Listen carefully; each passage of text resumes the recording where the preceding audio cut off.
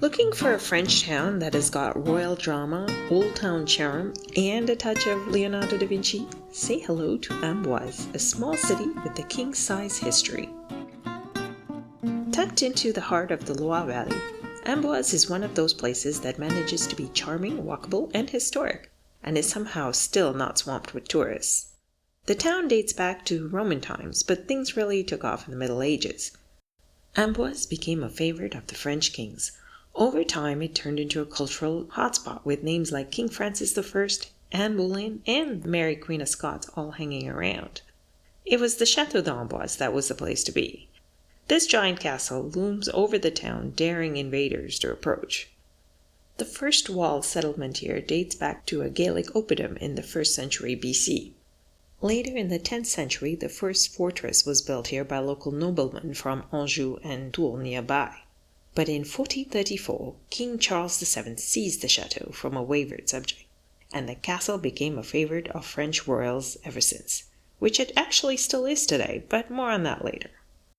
Among the monarchs who lived here was King Charles VIII, who died at the Chateau d'Amboise in 1498 after he hit his head on a door lintel. He was walking very fast, apparently, to get to his tennis game. His widowed wife, Anne of Brittany, remarried the new King of France, Louis XII, and together they made many renovations to the chateau at Amboise. But it reached its height, however, when their daughter Claude married Francois I, aka Francis I, to become King and Queen of France. And it was really Francis who put Amboise on the map. After spending time waging wars in Italy, Francis returned to the Loire Valley full of big Renaissance dreams. He brought back with him Italian artists and thinkers, eager to flex both his power and cultural sophistication. The most famous of them all? A certain Leonardo da Vinci. The king gave Leonardo a generous allowance and set him up in a charming manor house called Clos Lucé, right in the town of Amboise. Conveniently, Francis himself was living next door at the Chateau d'Amboise, and he popped over often to visit Leonardo. The two struck up a friendship, well, as close a friendship as you can get when one of them wears a crown. It is said that there was even an underground passage between the Chateau d'Amboise and Clos Lucé for Francis to visit Leonardo as often as he pleased. Leonardo spent his last 3 years here working on engineering projects, architecture, and art until his death in 1519. You can visit the Clos Lucé, which is today a museum filled with Da Vinci's models, sketches, and inventions brought to life in 3D. The gardens have been filled with life-size models of his ideas, and you can imagine that Leonardo would be proud to see it today. It is part history lesson and part engineering fair, so as you can imagine, there are always school children on field trips running around if you're on a visit. And if you want even more Leonardo, you can visit his grave. He is buried right here in Amboise at the Château Saint-Hubert, right next to the Chateau d'Amboise. But back to Francis I, because the royals were not done with Amboise yet. While he was busy entertaining Italian artists, his wife, Queen Claude, was hanging around with a certain Anne Boleyn. Anne Boleyn arrived at the Château d'Amboise when she was 14 as a playmate and lady-in-waiting to Queen Claude, who was 15. They spent many of their teenage years here together. Anne only returned to England 7 years later at the age of 21, a fully bilingual French girl ready to charm the English king, Henry VIII.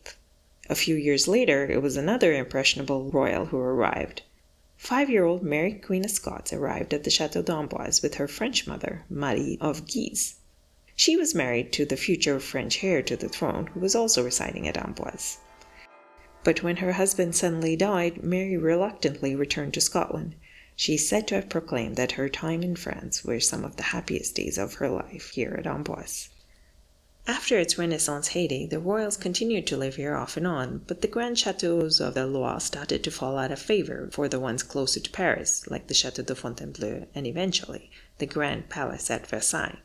The Château d'Amboise fell into ruin after the French Revolution, so much so that under Napoleon Bonaparte, a good portion of the old ramparts and buildings were demolished between 1806 and 1810. Not to worry, though, the town of Amboise sprung in to close the gap with new shops, restaurants, and attractions.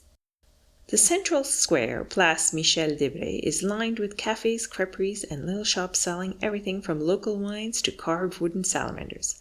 Why the salamander? Well, it was the royal mascot of Francis I, wouldn't you know?